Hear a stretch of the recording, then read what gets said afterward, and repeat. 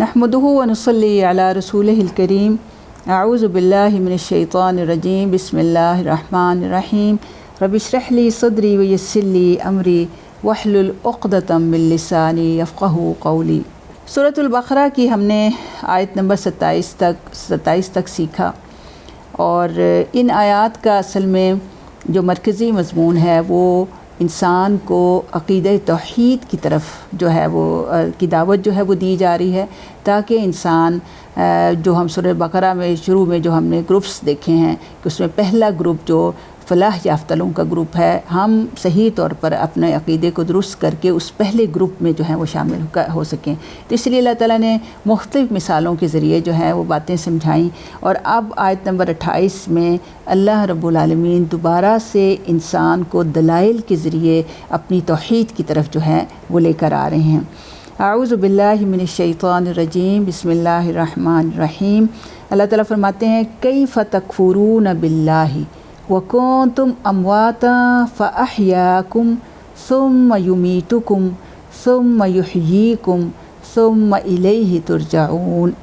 तर्जुमा है कि अल्लाह ताला फरमाते हैं कि लोगों, तुम अल्लाह का इनकार कैसे कर सकते हो, हालांकि तुम बेजान थे, उसने तुम्हें ज़िंदगी अता की, फिर वो तुम्हें मौत देगा, फिर वो तुम्हें ज़िंदा करेगा, और क़यामत के दिन फिर इसी की तरफ तुम्हें पलट कर जाना है। अब देखें कि इसमें इसका लफ्ज़ी तर्जुमा और तफसीर फिर हम साथ साथ देखते हैं।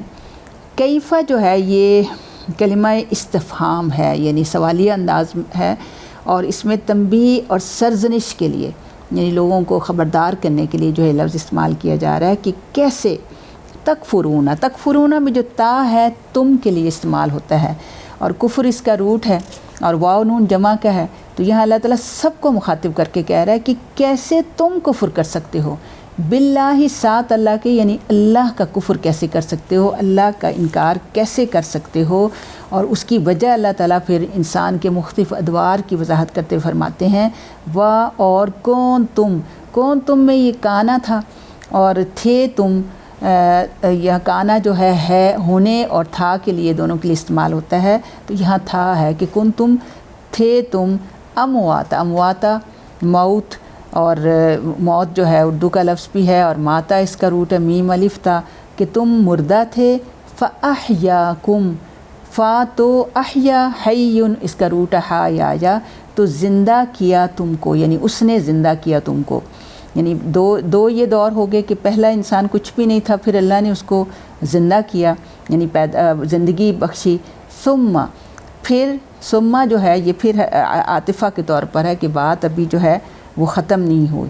सुम्मा युमीतुकुम, फिर वो युमीतु में वही रूट है माता, कि वो मारेगा तुमको, यानी ज़िंदगी के बाद फिर मौत आती है। सुम्मा फिर युहयीकुम, युहयी में फिर वही रूट आ रहा है हया, तो युहयीकुम वो ज़िंदा करेगा तुमको, यानी चौथा दौर कि दोबारा जब हशर के मैदान में या कब्रों से जब इंसान का क़यामत आएगी और हशर का वक्त होगा, तो अल्लाह ताला दोबारा इंसान को ज़िंदा करेगा।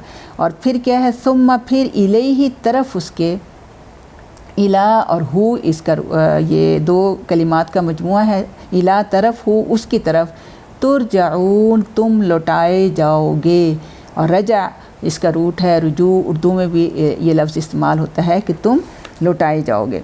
तो यहाँ पे देखें कि अल्लाह रब्बुल आलमीन ने 4 किस्म की जो है 4 मराहिल जो हैं वो ज़िंदगी के बताए, और इन सारे मराहिल में आप देखें कि इंसान जो है वो बिल्कुल बेबस है, कि इंसान ना तो अपनी ज़िंदगी के ऊपर कादिर है, यानी अल्लाह ताला फरमा रहे हैं यहाँ पे, यानी दलील से बात समझाई जा रही है कि अल्लाह की हस्ती का इनकार कोई भी इंसान जो है वो कैसे कर सकता है, जबकि ना तो वो अपने आप को बनाने पर कादिर है, ना ही अपने मारने के मामले में जो है वो कुछ कर सकता है।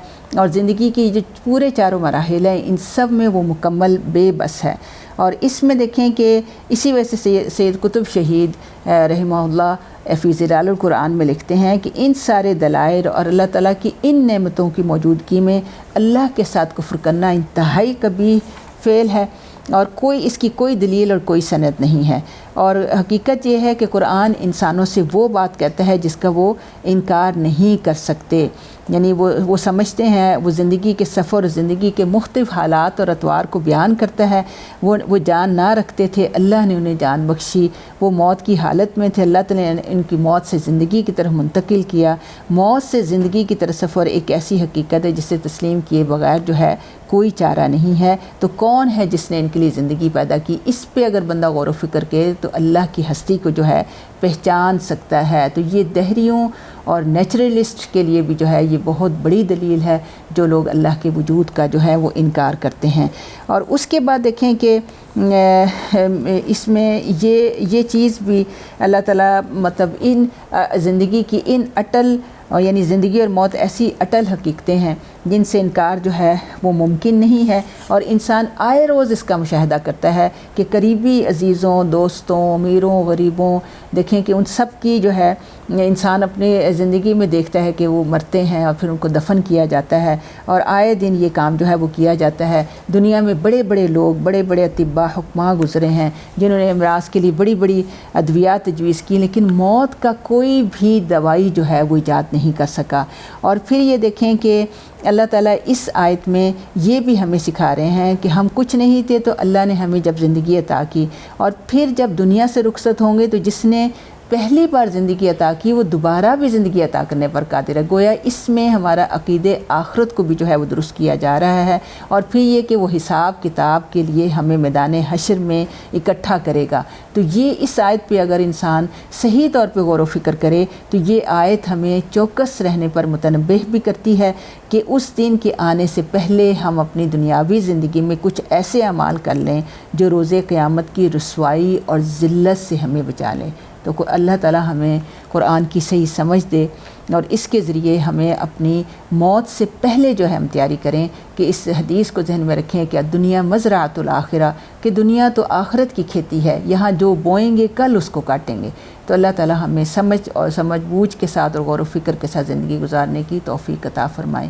وما علینا الا البلاغ المبین۔